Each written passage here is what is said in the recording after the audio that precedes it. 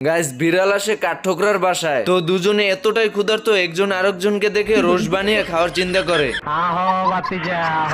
বর্তমানে রোহিঙ্গার মতো আছে আর কি।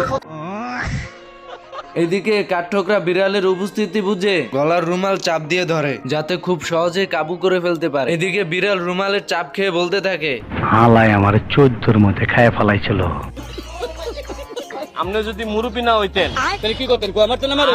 তো কাঠঠোকরা বিড়ালকে মারতে মারতে রোস্টের মেশিনের ভিতর ঢুকে ফেলে এন্ড বলতে থাকে, দেখো দেখো যন্ত্রটা দেখো। এরপর কাঠঠোকরা বিড়ালকে রোস্টের মেশিনে রেখে চলে আসে টেবিল গোছাতে। এদিকে বিড়াল মেশিন থেকে বেরিয়ে আসে, কাঠঠোকরাকে মেশিনের ভিতর ঢুকিয়ে ফেলে। এইদিকে কাঠঠোকরা মেশিন থেকে বেরিয়ে এসে বিড়ালকে খেতে শুরু করে।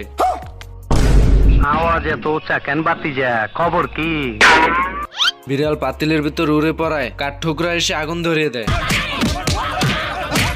এরপর দুজনে মারামারি শেষ করে বাইরে তাকাতে একটি হরিণকে দেখতে পায় এন্ড হরিণকে শিকার করার জন্য দুজনে মিলে হরিণের পিছন পিছন দৌড়াতে থাকে। আমার ভালোই লাগে, আমি যতই ততই ভালো লাগে। বিশ্বাস করুন, যদি আপনারা করেন আর কি। আমার চ্যাটার বাল।